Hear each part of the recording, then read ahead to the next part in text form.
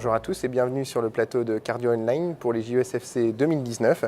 J'ai le plaisir aujourd'hui d'être avec Hélène Etchalinoff du CHU de Rouen. Moi-même, je travaille au CH de Fréjus. On va parler aujourd'hui du TAVI et du bilan 10 ans après. La première question, bonjour Hélène, que j'aimerais vous poser, c'est 10 ans après la première procédure, ou plutôt 15, où en est-on en 2018 en termes de chiffres ? Alors en 2018, il y a une cinquantaine de centres ouverts en France, avec toujours la chirurgie cardiaque sur place, tel que c'est inscrit dans les recommandations. Et il y a eu 12 000 valves implantées. Sur cette dernière décennie, qu'est-ce qui a changé au fil du temps sur les procédures ?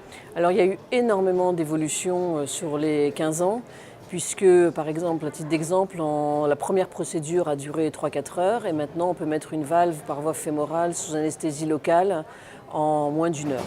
Alors ce qui a changé, c'est déjà le matériel s'est énormément amélioré avec des tailles d'introducteurs plus petits, diminuant les complications, avec une amélioration de la valve elle-même et parfois une collerette pour diminuer les insuffisances aortiques.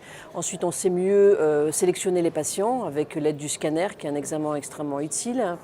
On a également une plus grande expérience des opérateurs et tout cela a permis d'élargir les indications, toujours bien réglementées par les études, et donc davantage de patients traités et de meilleurs résultats. En 2019, et sur le versant pratique, que doit-on dire à un malade qui va se faire opérer sur les résultats attendus et les risques de cette procédure ? On peut lui dire que, alors après ça dépend un petit peu des pratiques, mais par exemple dans notre centre à Rouen, on va lui dire que c'est une procédure qui est réalisée sous anesthésie locale, qu'il va rester à l'hôpital environ 3 jours, que la procédure va se faire en environ 1 heure, que les complications, en gros les plus fréquentes, c'est les complications au point de ponction, les complications vasculaires, en sachant qu'elles sont en général mineures, c'est-à-dire qu'elles peuvent se traiter par un stent couvert en cas de fuite sur le vaisseau. Et cette année, on est vraiment extrêmement heureux parce que, par exemple, on n'a eu aucun décès à 30 jours sur l'année 2018 dans notre centre.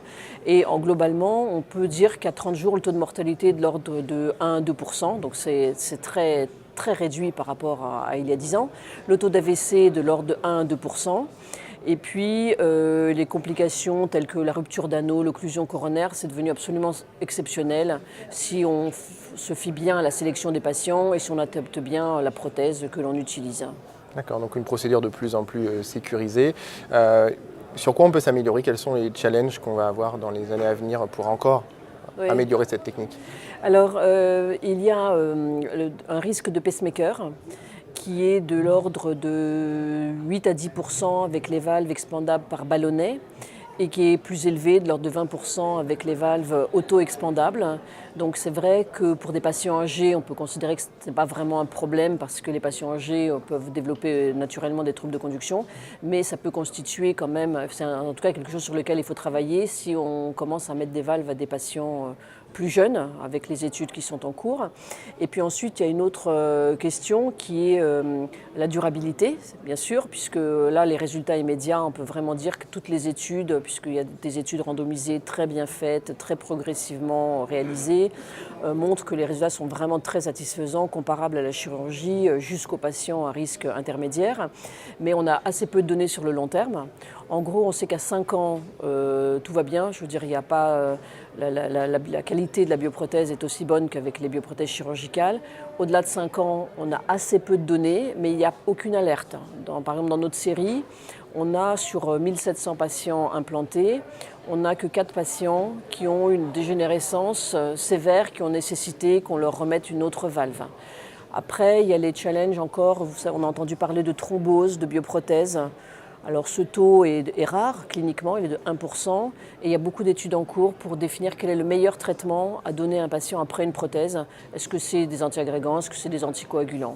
Voilà, en gros les challenges. Alors bien sûr, il y a tout le temps des améliorations technologiques, donc on espère que tout cela va encore s'améliorer. Et puis ensuite, comme dernier challenge, c'est finalement quels seront les patients qui seront vraiment les excellents candidats et quels sont ceux pour lesquels on gardera quand même la chirurgie comme traitement de premier choix.